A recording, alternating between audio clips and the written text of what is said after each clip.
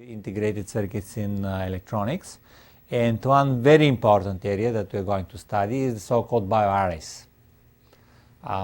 Again, the huge potential applications of microfluidics and of colloid engineering come because of the potential for different types of genetic manipulation and what's most important, genetic characterizations. And thus we're going to see that the theory of that is actually fairly simple. But before that, I mean, again, the interesting picture with which we start the class. This is the interesting picture, and I guess at least the chemical engineers here, and certainly the chemists, have seen this picture already quite a few times. People like to show it, although obviously when you take a look at that kind of multicolored star sky, you don't see that much, and you don't see that much in scientific sense either. But this is the way essentially where in which you do different types of genetic determinations. This is the way you read the genetic characteristics of a certain biological cell, of a certain organism, of a certain human, and so on. All those dots that you see here with different colors are fluorescent spots. So we're going to study how exactly this is done in this lecture, and what are the colloid aspects of this type of chips and these types of research. But eventually this type of starry night, when processed by a computer, can give you the information that you need. So again, the point here is that the real applications of microfluidics in terms of where the big money is are the thousands of genetic type of determinations that can be done on a single chip. So you have clinical diagnosis, genetic fingerprinting, drug screening, genetic research, cell research, all those areas which you know about, starting from very simple prescriptions to your lifestyle, ending up with characterizing whether we have killed Saddam Hussein or not. All those things are done on these types of chips.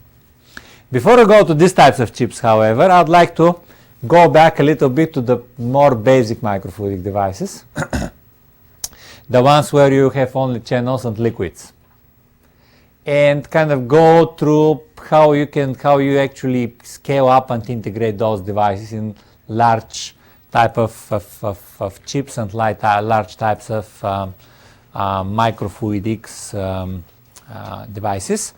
Now, imagine that you have to design a very simple system. Yes. Can you turn on the TV? Sorry, Chico. You can see the transparent. Okay, yeah, that's fine. Okay, thanks. Okay, so you just want to do a very simple chemical system. You have a couple of liquids. It won't right here. You have a couple of pumps, a couple of flow sensors, and then you have a chemical reaction chamber where you mix the two agents in order to obtain some chemical product. Now, what is the way in which, what is the microfabrication technology which you use in order to make such type of device? We studied different types of pumps. As we discussed, the ones that can produce most highest flux are the ones which are mechanical, with valves and piezo resonance transducers and so on. Flow meters can be as simple as a couple of electrodes put inside the channel where the liquid flows. What is going to happen when the liquid flows? How do we measure flow? By a couple of electrodes. What is the effect? Huh? No. Right. It's actually it's the reverse of electroosmosis, which would be streaming potential. It's the same effect. When the liquid carries the ions, this is the equivalent of a current. So if you put two electrodes, if you remember, you can measure the flow. But you need a chamber of electrodes, and then you need some chamber for a microreactor. Now, how are you going to do this in reality? Obviously, just a simple planar device may not be enough. So the technology which is used in this case is different types of silicon and silica layers which you can deposit and kind of sandwich up very much the way this is done in semiconductor technology. So what you do, you design those layers on a computer, think how they are going to match in 3 dimensions, then put them into a photolithography device, etch them, drill them, prepare them, and then finally you stack them up and glue them.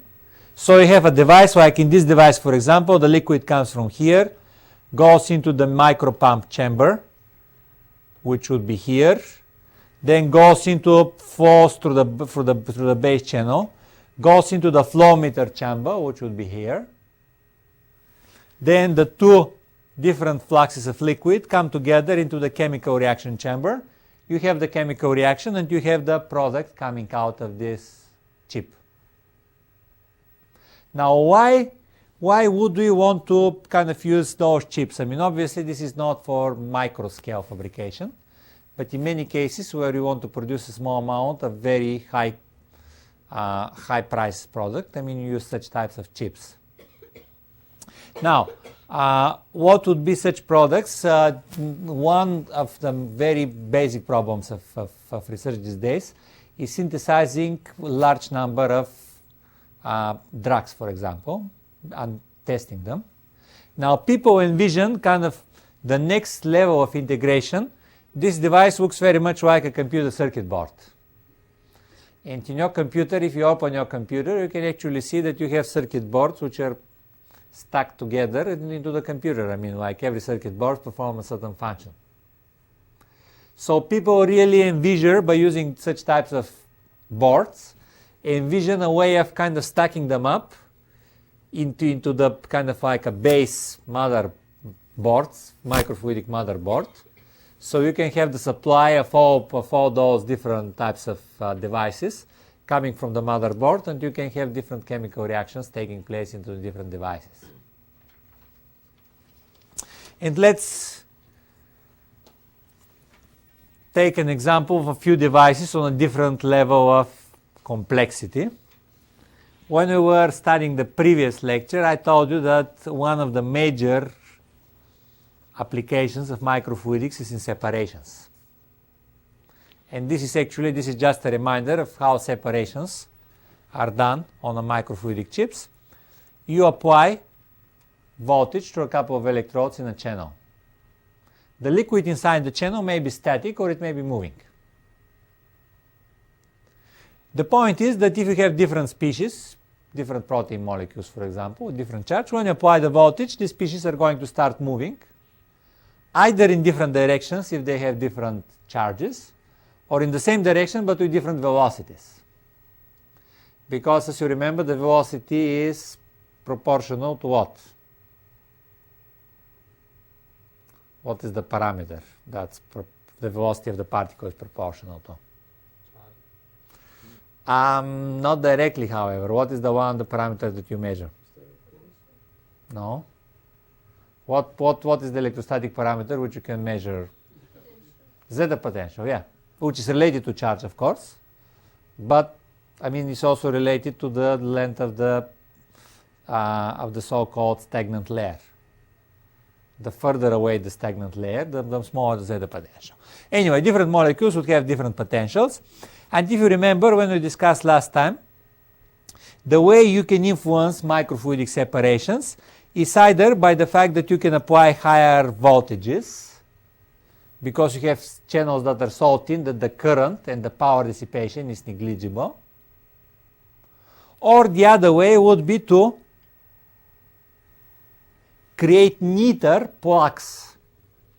Essentially, the separation is more precise when you can put in the sample in a very thin, very well-defined layer.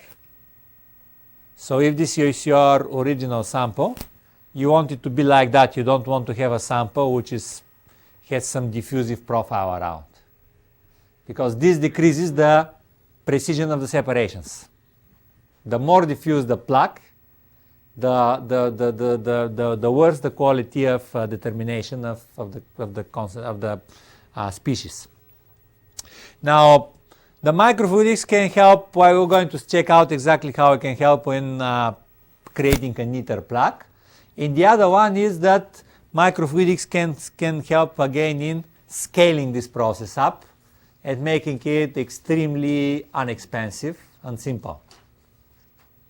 And what you have here is actually, this is a working prototype of device for microfluidic separation on chip of different species, biological species, by using electrical voltages. Now, first of all, you can see that, well, the actual device is very simple. You have a channel, and you are going to put your electrodes on the two sides of this channel. You have another channel which crosses the first one, and which is the way to introduce your sample. A single device is as simple as that. Now, the hot tube itself, however, includes not a single channel. It includes 96 pairs of channels. So eventually your chip is going to include 96 devices at the same time, 96 determinations for different species. Now, how does this device operate? You fill this channel with your basic electrolyte. You put your sample to flow through this channel, which is perpendicular to this one.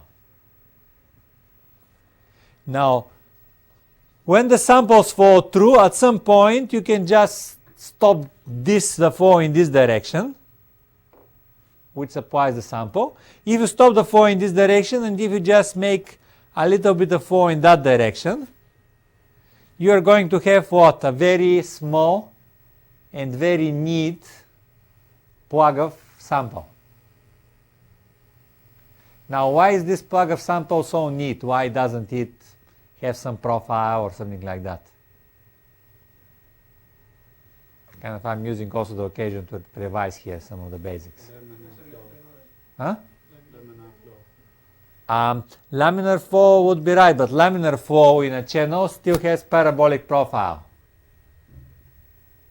What is specific about using electrical fields to move liquids in microfluidic? Plug flow, right. When you move the liquid by using electrical voltages, electroosmotically, this liquid moves like a plug. It doesn't move in a parabolic profile. So then your sample, the sample that you're going to inject here, is going to move neatly like a plug through the channel. If you move it by applying pressure, then it's going to have a parabolic profile. So by the time you reach some distance here, you're going to have your sample spread over the channel, and that's something that you don't like. And if you want to introduce a larger amount of sample, you can actually make your channel go like that, so you can control the volume of the sample by just designing the distance between the input and the output channel. And then, because you need only so much sample, you can actually do some redundancy. So you can do your determination eventually on a couple of simultaneous channels. So your sample, for example, can be introduced here, and then it goes out from here. You can have another channel which can hold the same sample or another sample, and it introduces another sample here. So that's the area where you are actually introducing your sample. So eventually you not only have 96 channels, but you can have actually redundancy if you introduce the same sample in a couple of channels. But the point is that with a single plastic chip, which is much smaller than this one, you can do 96 determinations. It's a simple plastic or glass thingy, and then after you're done, you just throw it out. So this is the power of microfluidics. Again, some of it is practical. Some of it is how you can scale up your determinations. But instead of just with a single chip, you can do something that you need 96 devices otherwise. And so it's very simple and very effective. Any questions so far? Comments? What's the MEMS technology in previous MEMS technology? MEMS technology is the one where you use photolithography in order to make different types of small devices and so on. It's made by a technology which is similar to MEMS, but I mean it's not exactly. MEMS means microelectromechanical system. Now you don't have mechanics here. People call this MEMS technology sometimes, but it's really photolithography. Again, the power here is that you have scaled the process down so much and you have done so much redundancy that it becomes very inexpensive. And this is actually the easy and kind of small scale integration of microfluidic devices. This is really the beginning. From here on you can go to quite more complex devices. Again, I described this device briefly last time. This is a device where you have two simultaneous samples being introduced in a whole series of channels where they are metered, mixed, reacted, flown through a gel, so you can do determination, and finally you can characterize the DNA coming out. So eventually you introduce some DNA samples, do a complex series of processes on that sample, and at the end of the chip you just determine your result. And this again is integrated very much with electronics. I mean, you can see here directly electrical leads which allow electrical interfacing, and you can see here the liquid leads which allow liquid interfacing. So this is a device where you have liquids and electrical circuits converging onto a single type of function, and I think this is very important for the future because chemical engineering and electrical engineering as separate areas have done significant progress. But combining those two can make even bigger progress just because there are so many things, maybe not as complex as that, but maybe even more important that you can do in this area. And finally, I'd like to show this is an example of the highest scale miniaturization and integration for microfluidic devices. This is a paper which actually appeared very recently. And this is a group in California which has perfected the technology for making microfluidic devices to the extent that they can make analogs, real microfluidics analogs of electrical circuits, which do different types of computer type of calculations and processing. So instead of having a computer chip which processes electrons, you can have a microfluidic chip which processes liquids. And this is an example of how this works. This is a device which actually converts the input from, this will be 6 channels, into output in 8 channels. So this is essentially, it's called multiplexer or coder or decoder. Eventually you can use these channels as a means of eventually coding the output of the input of 6 channels for coding the output of 8 channels. Now, how do you do that? Eventually what you have here are 2 channels are crossing themselves like that. And there is a very thin membrane between the 2 channels. Now, all of that device is made from PDMS. It's made from very soft rubber. So when you apply pressure to the liquid in one of the channel, because the membrane is going to have, there's going to be a pressure of the membrane, you're eventually squeezing down and closing the other channel. Very much the way you would squeeze a rubber tube. So these are the places where the membranes are made thin and flexible. So if you apply pressure in that channel, you are going to close this valve, this valve, this valve, and that valve. So then, if you apply pressure in these channels, the blue liquid is not going to flow through those 4 valves. Then the other valves, you can see how they are organized. This valve, this closes every other channel. Then this closes every other second channel. And this closes for the 4 channels on the left and the 4 channels on the right. So then if you apply pressure in this one, and this one, like you have 1, 1, 1, and then the rest are zeros in terms of pressure, then the flow here, you're going to have flow only going through, you see the only channel where all valves are opened is this one. So you're going to have flow in the blue channels only in that blue channel. So in this way, by arbitrary combinations of these channels, you can obtain arbitrary combinations of the liquid flowing through the other channels.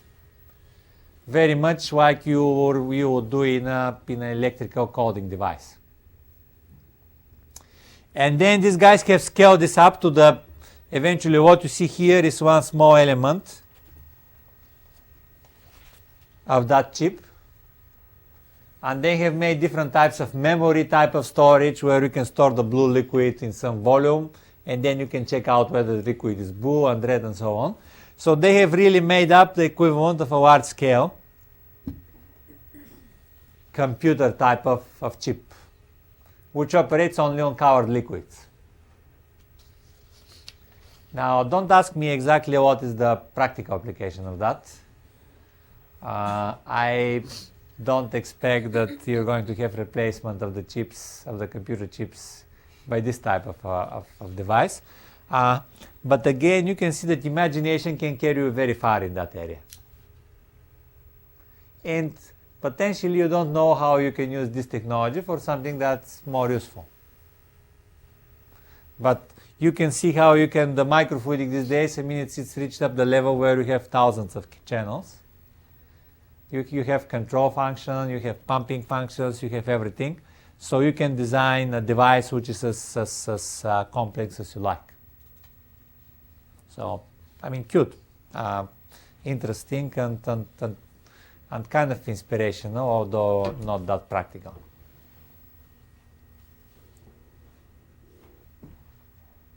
Okay, any questions so far? Okay then. Now we have reached the height of complexity. Now biology is even more complex, but biological determinations, oops, I forgot about this cute application. Now, so far we have been discussing microfluidic channels which operate on liquid. And then if you consider different other applications, I mean, you wouldn't expect that microfluidics can help you in photonics, for example. Can use a microfluidic device to, for example, control different types of optical waveguide circuits and so on. I mean, you would expect that, I mean, that's kind of, I mean, it's not a good idea. How would you use microfluidics? But then, actually right now on the market, one of the best, supposedly best-selling, at least if you believe the ads, one of the best optical switches for waveguides is made by actually using microfluidics. This is the so-called edge-length bubble switch. Now, what is the principle of operation of this device? Now, first of all, where you would like to use that? I mean, you have a variety of users which want to connect optically to a variety of other users. So in many cases, you just have to switch between different optical waveguides. Now, obviously, optical waveguide is just a fiber, and you have, through that fiber, you have light going through. Now, how do you switch between the lights between different fibers? I mean, like, just picking the ends of the fibers and bringing them, exactly matching them on top of each other is hard. You don't want to do that. And what people have come up with is like that. Now, you have a glass chip. In that glass chip, let's say you have a laser beam which goes through like that. So this is the input, and this is the output here. Now, in the middle of the chip, you have a thin microfluidic, a small microfluidic channel, which is full of liquid, which matches the refractive index of glass. When the liquid matches the refractive index of glass, your beam just goes through, right? Now imagine now that you put a bubble here, right on the place where the beam hits the channel. Now, the Snell's law of refraction tells you that the angles of the beam that goes through compared to the angle of the falling beam is equal to the differences in the refractive indexes. Now, what happens, however, for refraction, where you have this refractive index N2 being higher than N1? Then what you're going to under small angle, what you're going to obtain here, this one is 1, this one is larger than 1, so we have a sine of an angle being larger than 1. Now you cannot bounce a beam from a surface at a sine of an angle larger than 1. I mean, the angle can be between 0 and 90 degrees. What this tells you is that there is certain angle, a certain difference in the refractive indexes, where all of the beam actually gets reflected. So if you have air here and if you have glass here, this angle is going to be 41 degrees. If the angle at which your beam falls is larger than 41 degrees, then the beam is going to bounce off the surface without going through. So if you can understand, if you can imagine what happens is, the moment the bubble gets in the position where the beam hits, the beam gets reflected and goes to this output. If you remove the bubble, just move the liquid in the microfluidic channel, then the beam goes straight through. If you put more of those, more channels on a chip, you can move the bubbles and you can eventually reflect the beam to any other output that you would like to. So you can really kind of use this to control the way you control light and direct it to the waveguide that you would like to use. It's a fairly simple device. Again, you can say, well, I mean, we have MEMS, we have all types of transducers and so on, but nothing beats the simplicity of this device, right? What is important is just moving bubble in a microfluidic channel. You don't have anything that's going to wear and tear. You don't have to microfabricate anything. And if it breaks, I mean, it's cheap as dirt. I mean, you just throw away the glass piece of the bubble and take another one. So, yes, Vadim? I just have a question. How do they move the bubble in the actual chip? I don't know how they move it in the actual chip. I mean, you can think of a few methods. Now, I think in the actual chip, they use actually piezoelectric technology, similar to the one you actually produce droplets in an inkjet printer. But you know that you can move the bubble by a variety of methods, electrical, piezo transducers, and so on. So you just put a piezo element, and when it expands, it moves the bubble. When it compresses, it moves it back. And the speed of moving of this bubble is actually pretty fast. So, I mean, again, the point that I'm trying to make here is that, I mean, you can imagine unexpected and creative combinations which you can use in order to make new types of devices. Who would think that by using bubbles you can actually do something which is used in computer communications by optics? Just somebody has been kind of clever enough to do that. So that's it about the chip.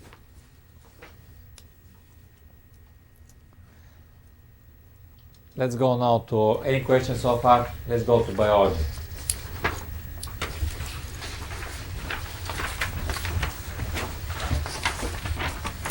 And this is some of the motivation here.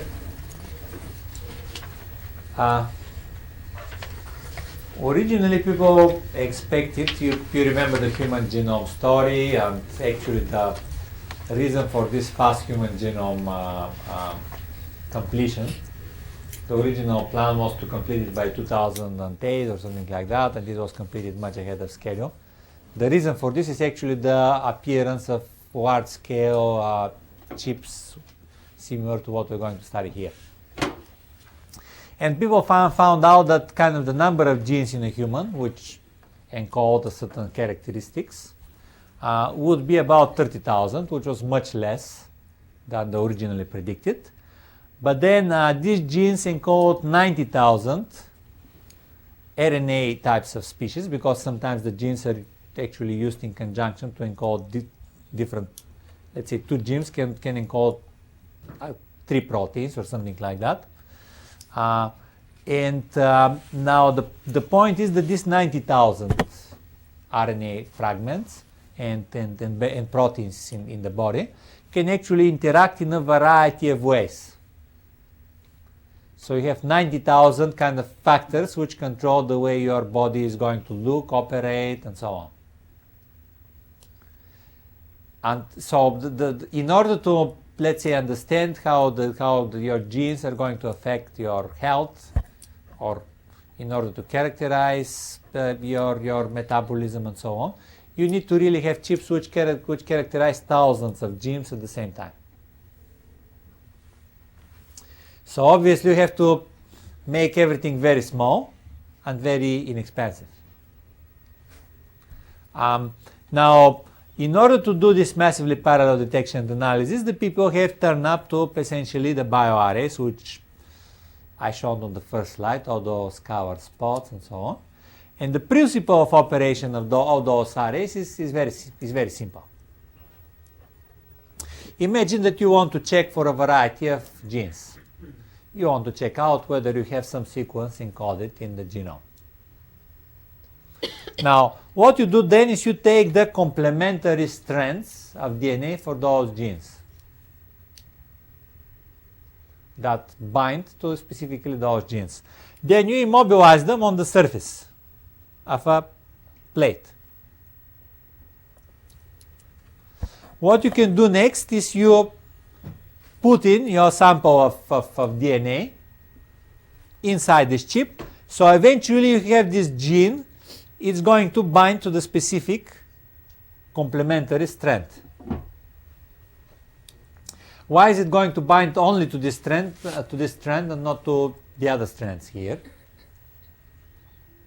It will to others, right? Huh? To a lesser extent. Well, Non-specific. to a lesser extent is true, but I mean, like, actually the real answer is to enormously lesser extent. If you remember, when we have been discussing biological interactions, we discussed, there was this research about how strong the interactions are. If you have just one mismatching pair, then the strength of binding decreases a lot. So just one pair immediately kind of makes it very, very much weakly bound than the rest. If you have more than one, it won't bind. I mean, it's really like a key and lock. I mean, it just won't fit in the lock and won't bind.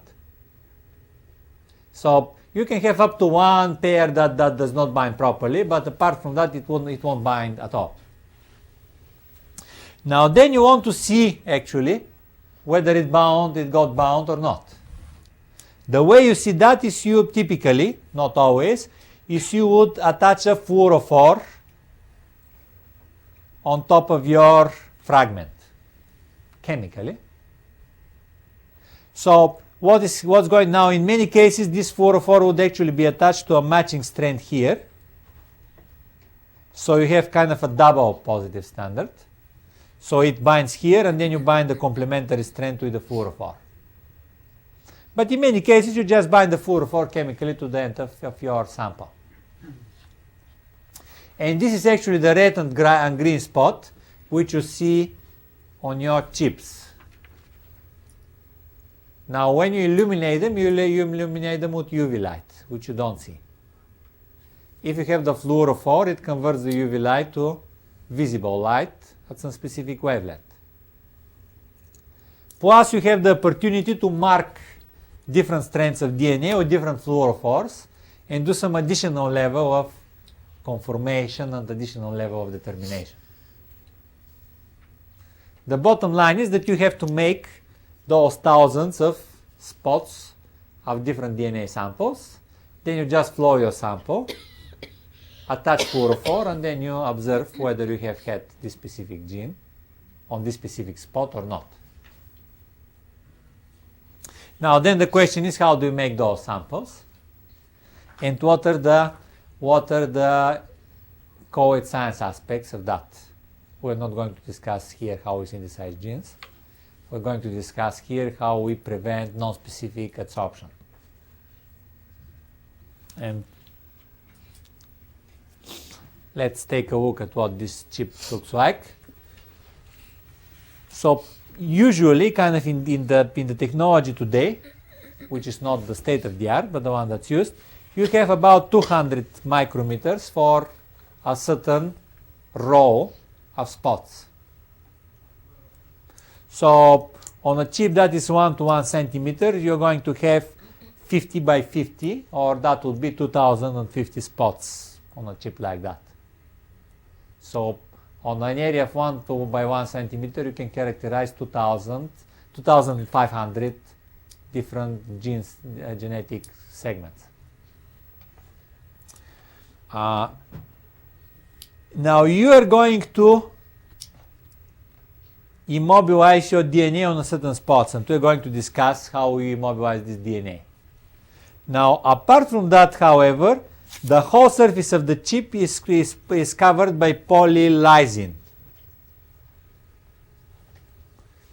polyelectrolyte. Now, why do you need the polyelectrolyte?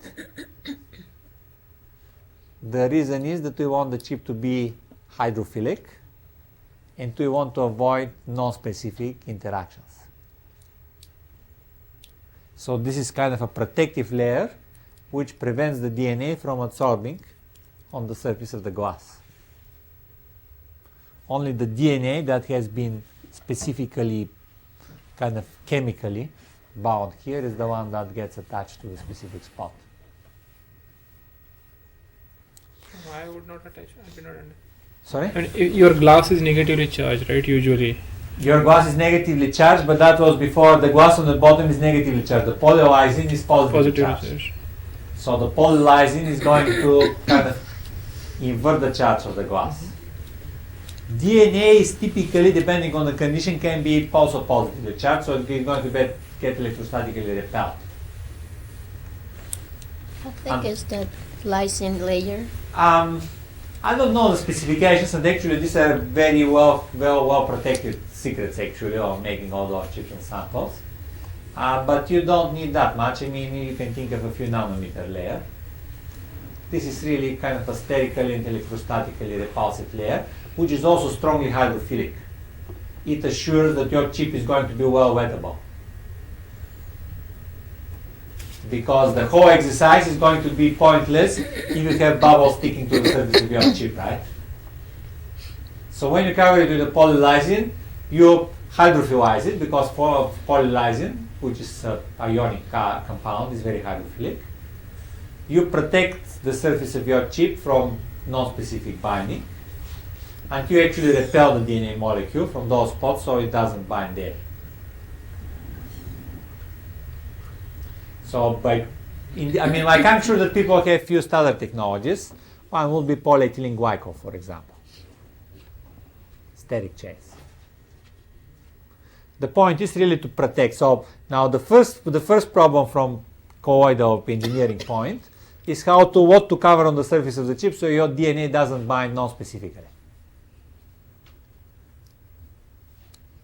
In some more simple assays, you can do something that's simpler.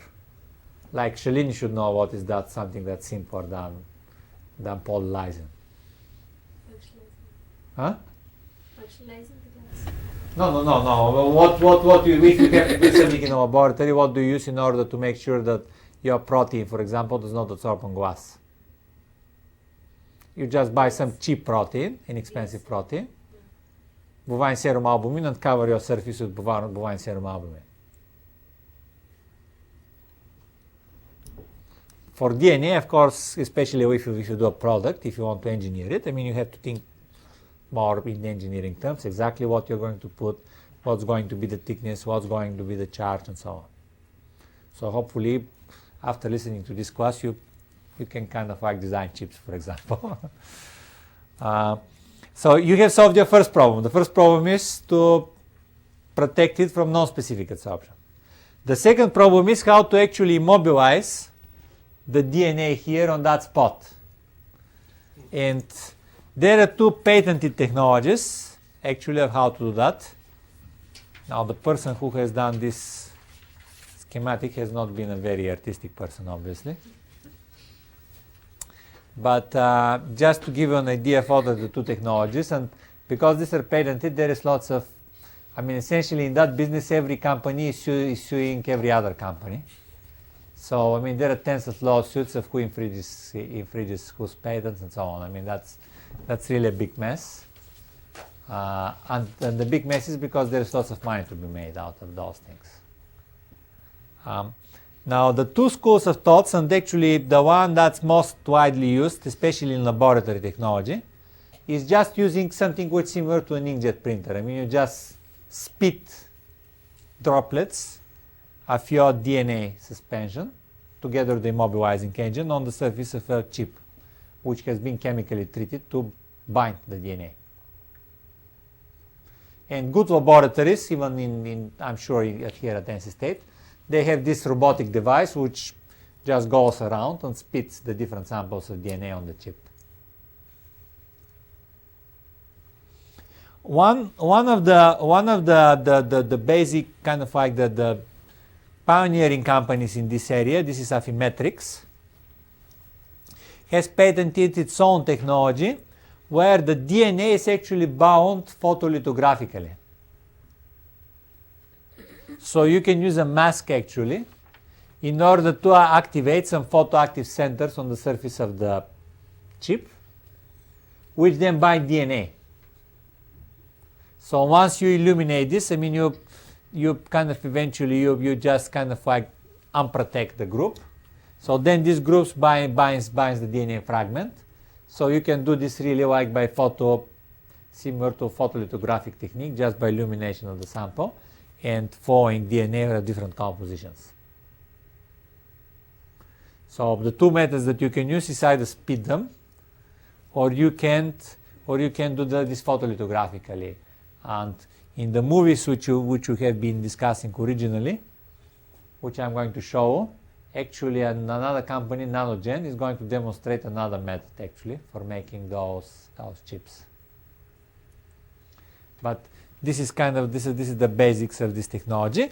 And once you have those chips with all the bound things on the surface, you can go ahead, you can bind the fluorophore, and then you are very much well into the business of making those DNA chips. Now, What centers do you have? Well, for example, I mean, I can't really kind of tell exactly about the chemistry of DNA binding, but you have chemically active groups now. For proteins, we know that already. These are aldehydes, for example.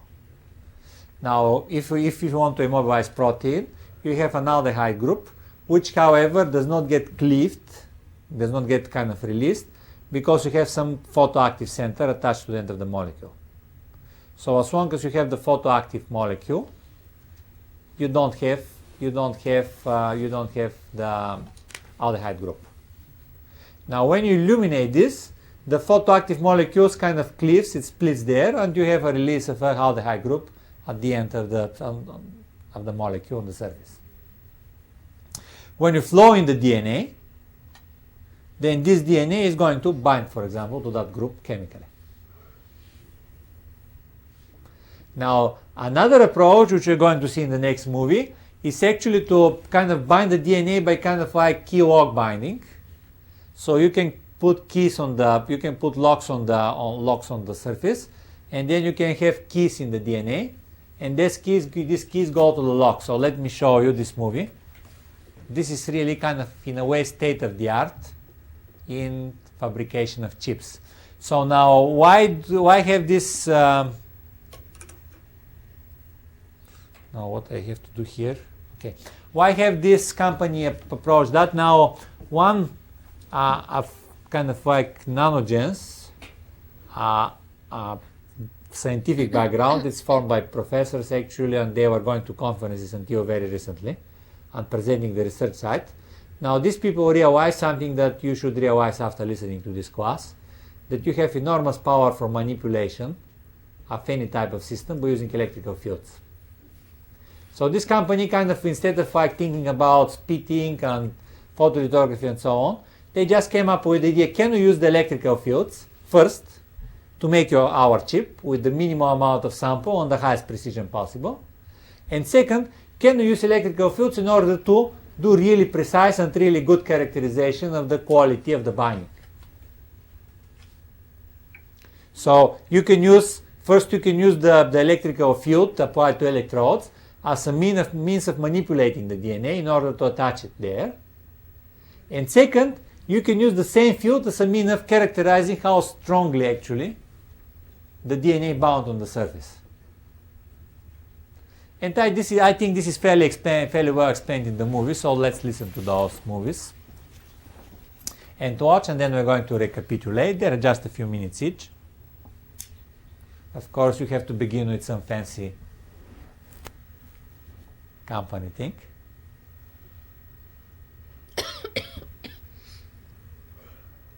And this is the samples or probes to the nanochip cartridge. A solution of biotinylated nucleic acid fragments is injected into the cartridge.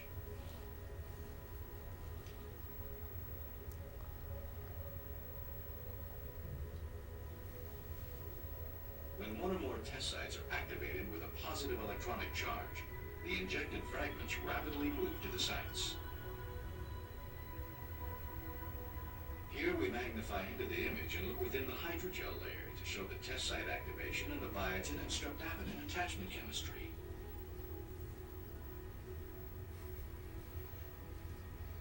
Biotinylated fragments move to the charged test site and automatically bind to the streptavidin in the hydrogel layer. I don't think they move exactly in that organized manner, but anyway.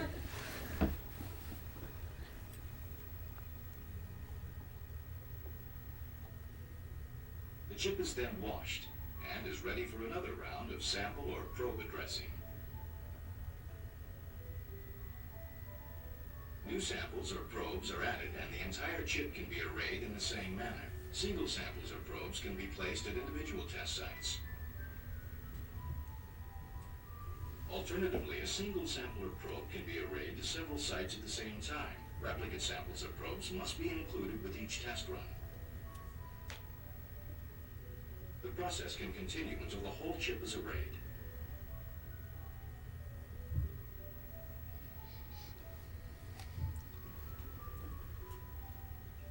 The chip can be loaded in any configuration. Any test sites not used for a given set of experiments can be utilized later.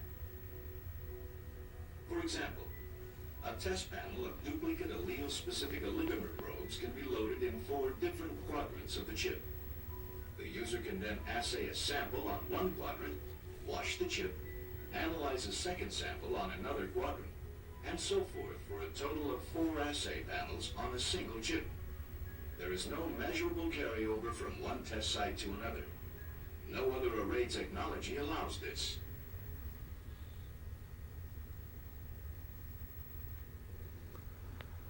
Okay, I'm going to show actually the technology in a little bit more detail in the next slide.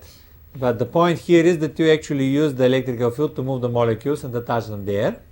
And you attach them by using, if you remember, streptavidin and biotin, the key lock interaction. So it kind of every molecule has a key and it goes there and gets attached.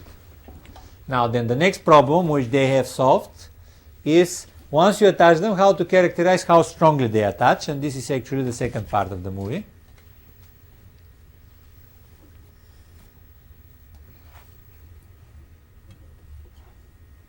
This animation demonstrates the detection of genetic variations on the chip by adding fluorescent or lighted probes. After addressing the chip, Red and green fluorescent reporter probes are added simultaneously to the array. Hybridization of the reporter probes to the addressed DNA occurs. The green reporter is a perfect match for the wild type. Again, this is way too cool presentation of what happens on the colloidal scale. And is a perfect match for a DNA strand with a polymorphism or mutation. On this particular test site, the sample has all wild-type DNA strands. Notice the mismatch between the red reporter and the DNA on the site. In order to distinguish between the perfectly matched fragments and those with a mismatch, a more stringent hybridization environment is created. Electronic or thermal stringency can be utilized. When stringency is applied, a DNA duplex with a single base mismatch will denature, while a perfect match stays intact. Electronic stringency is applied by reversing the current to individual test sites. Thermal stringency is applied by increasing the temperature across all sites at once. Fine control of the hybridization and stringency is a key feature of the nanochip system and enables an extremely high level of specificity and accuracy. Light emitted by the fluorescent labels is converted into an easy-to-read histogram by the nanochip data analysis software. Samples which have only wild-type DNA or are homozygotic wild-type will be reported as all green. Samples which are homozygotic for the polymorphism will be reported as all red. Samples which are heterozygotic, or a mixture of both wild-type and polymorphic DNA, will be reported as a combination of green and red.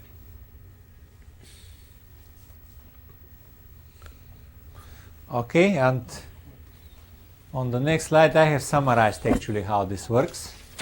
So kind of in a way of recapitulation. Now, what was the first thing that's kind of, I mean, if you remember, they mentioned about the sites where they bind the DNA. Where do they bind it?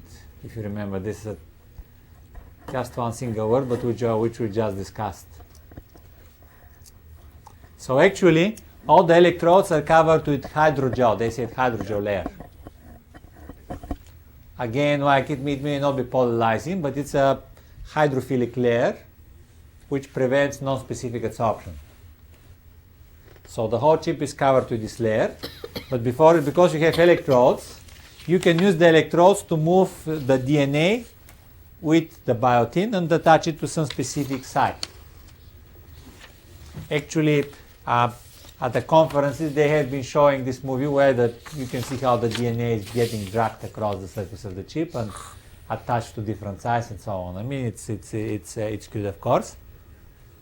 Now, once you have these strands attached, you can bind the other ones.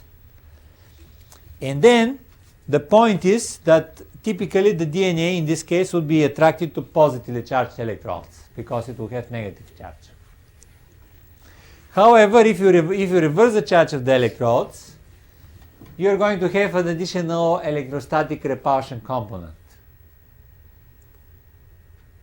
And the DNA which is not bound to exact precision, which have some mismatch, is going to actually get detached by electrostatic repulsion and floats away. So this is the so-called stringency test that they have been discussing.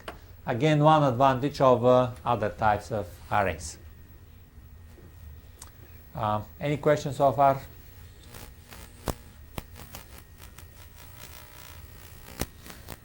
I see that Chico has some questions.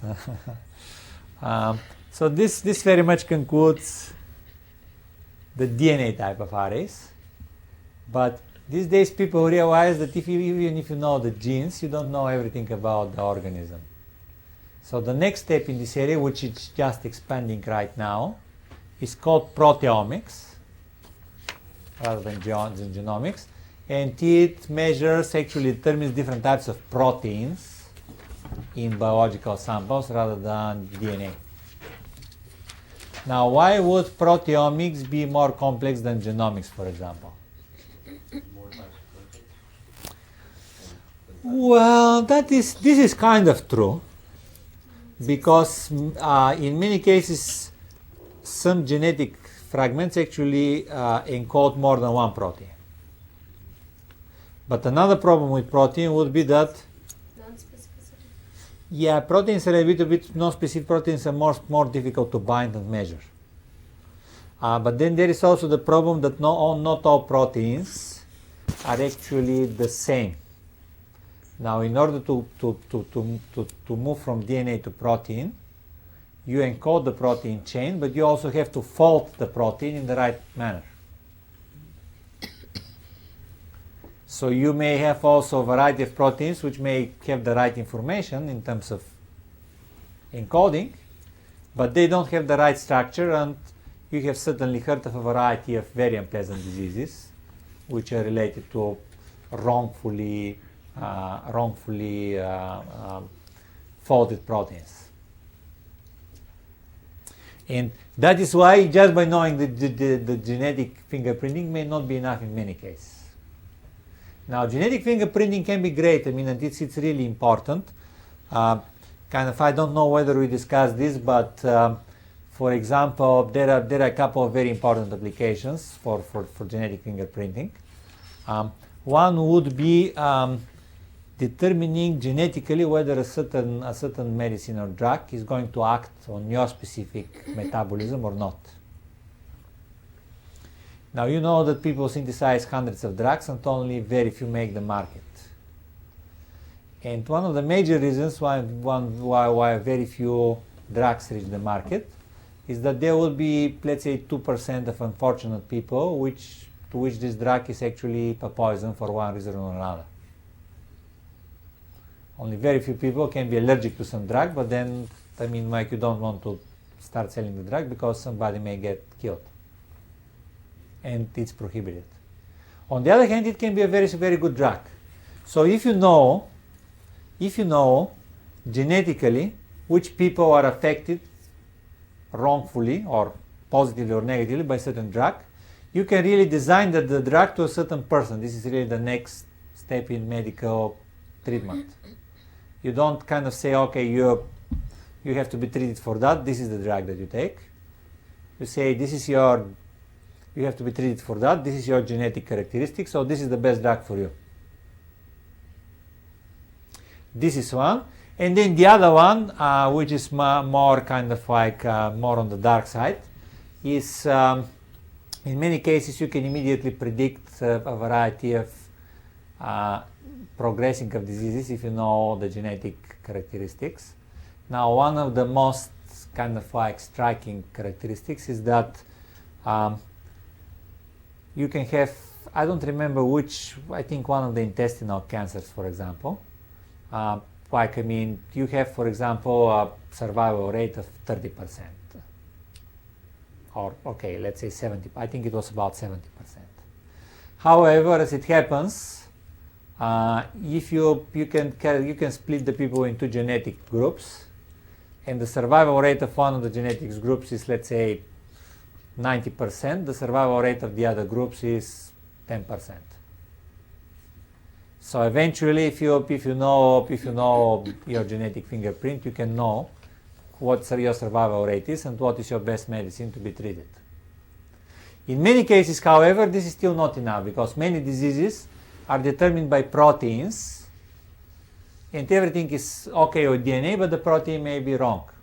So the next step in this type of research would be to characterize whether the protein-protein interactions. And in order to do that, you have to make protein assays.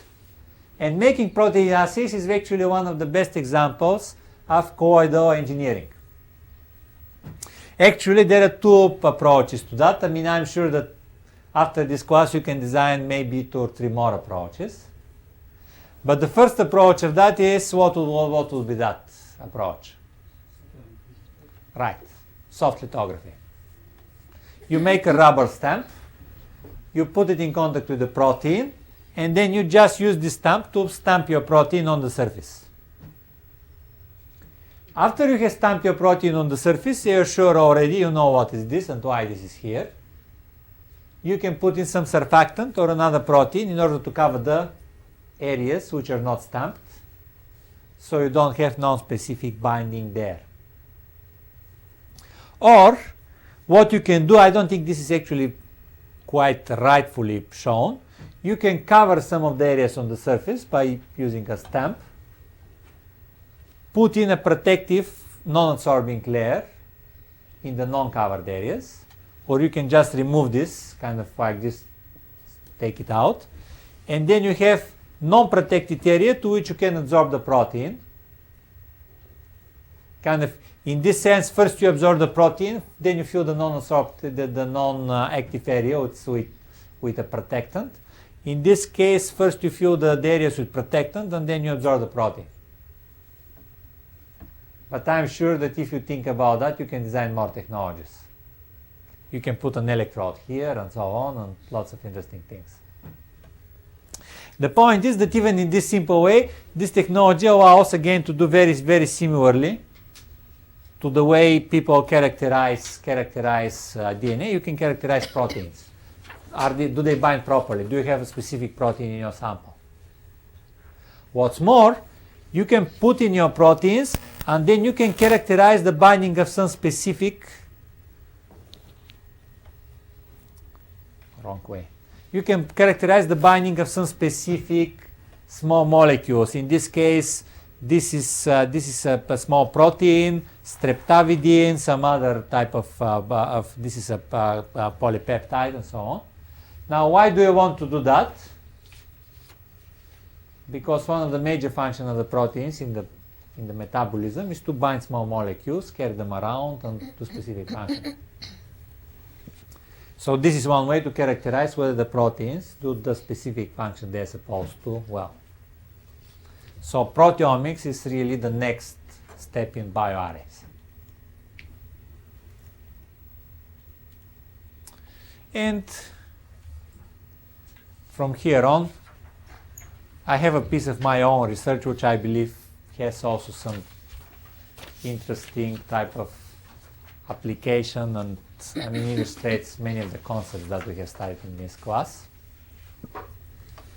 If you remember, we can use electrodes on the surface to attract by dielectrophoresis polymer microspheres. Now, we have been discussing that you can attract different microspheres, it depends on the frequencies and so on. Now, what happens if we take microspheres which have on their surface specifically bound protein? Then, eventually, you can use this as a way to immobilize a layer of biologically active patch between the electrodes. And these microspheres actually are very inexpensive because they are used in what? Now, let's see who remembers. Microspheres covered with antigen for some specific disease, for example. Where do you use them?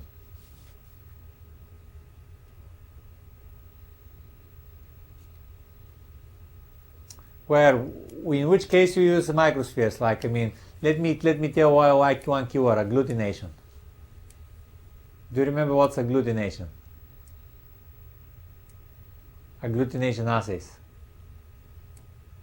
If you remember when we were discussing biological interactions, I told you that in many cases people use microspheres, and if they bind to a specific protein, the protein kind of binds the microspheres and they precipitate. The so-called agglutination assays, which are used in clinical diagnosis. But you can take the same microspheres, you can attract them by using dielectrophoresis to the patch between the electrodes. So you have a patch of microspheres, in which in this case have a protein A which binds immunoglobulin to their surface. Now once you have attracted this patch, then you can flow, and then you have immobilized the microspheres, then you can flow through the chip a solution which may or may not contain immunoglobulin. If there is immunoglobulin, the immunoglobulin is going to bind to the surface, very much like DNA binds in bioarrays and protein binds in proteomic arrays.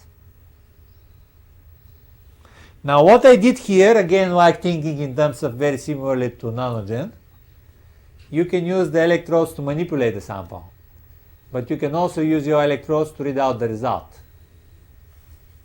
So what I did was actually use electrical readout, where you can bind to the surface of this immunoglobulin if it's present. You can bind colloidal gold, which also has an antibody for immunoglobulin. So you you immobilize the microspheres. You follow immunoglobulin if there is immunoglobulin in your sample, it gets bound. If it gets bound, then you can bind a layer of metallic micro nanospheres on top of the particles. You have two electrodes, you have metallic micro nanospheres between the electrodes. This kind of calls for a short circuit. You can't make the short circuit directly because these microspheres won't touch each other, but you can enlarge them a little bit by using what's called silver enhancer. And by the end of the process, you just measure whether your two electrodes short-circuited or not. So everything that you do it electrically. You don't have optical detection, you don't have UV, readers, whatever. I mean, you just do electrical measurement, which is conductive or non-conductive.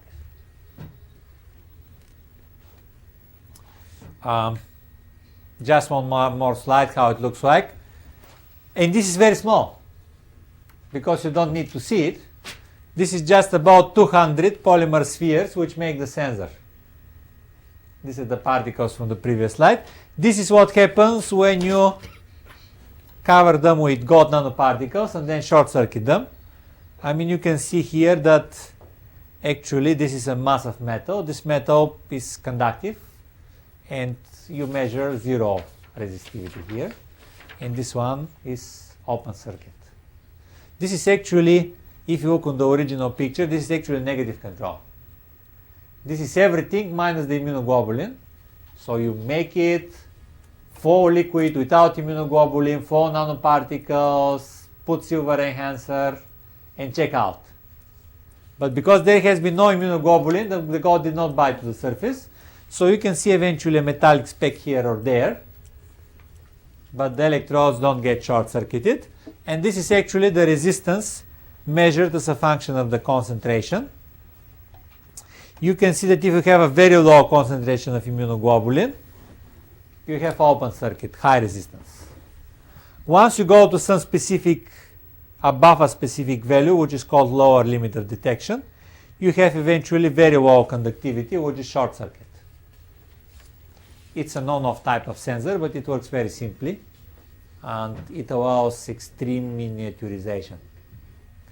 In principle, and other people are working on that, and we heard some research like that of immobilizing spheres on a nanometer size. You can take a single sphere even, and you can put it between the electrodes, and you can use this sphere as a sensor. So again, you can think of the kind of, if you do the colloidal engineering properly, how low you can go in terms of size. Just a single particle of nanometer scale can be a sensor instead of a box on the table as the one these days. Okay, any questions here?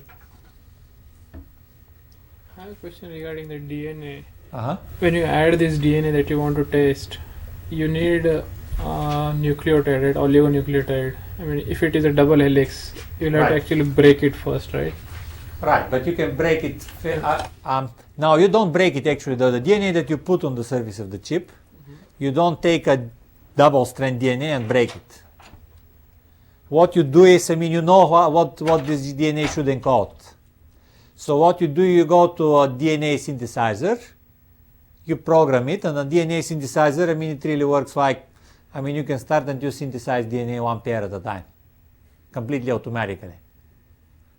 So you go to your DNA synthesizer, you program it what DNA you want to synthesize, and then it synthesizes the strands of the DNA, which then you load into your spitting machine, and which you put in your chip. So, everything is, in principle, you can do a large, fully programmable computer which is going to synthesize the DNA and which is going to put it on the chip in some specific configuration. It's all automated. Yeah, the unknown one. The unknown one, what you do with the unknown DNA, First of all, now you realize that kind of, I mean, these days people tell you about the DNA samples that you get are very small, right? I mean, it just takes one hair. Now, you don't have that much DNA. You can't extract enough DNA from a very small sample in order to really put enough DNA to cover the whole chip and then determine which binds strongly. Now, the first thing that is done is the so-called PCR, which is a reaction, polymerized chain reaction, which allows you kind of like to synthesize on the basis of this DNA, to synthesize a large amount of same DNA, kind of replicate your DNA, so you get a large sample of DNA. But you don't know what the DNA is. You don't know what the DNA is, but you're going to know it when you put it in the chip, right? Yeah, so you can replicate. Then you can use some enzyme and split it split the DNA. You can heat it up if you like, and you can unstrand the strands. Okay. So eventually you replicate the DNA from a very small sample by using PCR. Then you cut off DNA in fragments, unpair it if necessary, or do whatever you need to do. And then you put it in the chip, and then you see where you have those spots, which tells you that you have had this fragment, that fragment, and so on. So that's how it works. Okay, so all Now, this, this is for if you want to characterize genes. Now, if you want to characterize for fingerprinting, just know, and this is like for, let's say, forensic purposes. You don't want to use bioarrays typically for forensic purposes. What you do is you do these electrophoretic channels. You split the DNA by using some enzyme. The enzyme splits the DNA in some specific places, which are determined by some specific configurations of the bases. So when you split the DNA, each DNA, depending on what its code, is going to split into a variety of different segments. And these segments are going to be characteristic for each person because the DNA varies. So then you put it in your electrophoretic channel, and you apply voltage and you let it separate, you let it fall through the detector, and then this detector gives you kind of this specific, it's like really like fingerprint of the amount and the, let's say the speed at which the DNA fragments go through the sensor. This is essentially your DNA fingerprint. You don't even need to know what the bases are. And again, thanks to microfluidics, it's all automated, and you really don't need to take care of all those complex procedures. I mean, it's really kind of, I mean, like in terms of technology, it's really amazingly kind of moving at amazing speed. Just one final slide.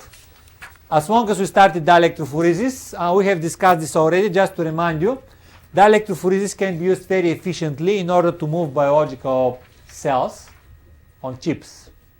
And people have made chips where you can have cells. If you think about this device, the highest intensity is here. The gradient is going to be in this direction. If you put in some specific biological molecules, then biological cells, then these cells are going to be collected here in the patch. Is that an electrode? Yeah, these are 4 electrodes which go in. You may not see it from there, but these are 4 electrodes which go up into this spiral pattern. Because the closer you get to the surface, the higher the density of the field. So if you put in biological cells, they're going to get moved and they're going to get collected here. Or you can make chips like that. You can apply traveling electrical fields, and you can move your cells along those chips. You can move them along different paths, separate them, because live cells and dead cells kind of correspond to different types of dielectric permittivities and so on. So you can make a chip. You can move the cells around on a chip. You can concentrate them. You can separate live and dead cells and so on. This is another area which is emerging and which we're not going to describe in detail here, but you have the basics of dielectrophoresis. This is some just beautiful slide of the vast potential of microfluidics, and let's finish here. So that's it.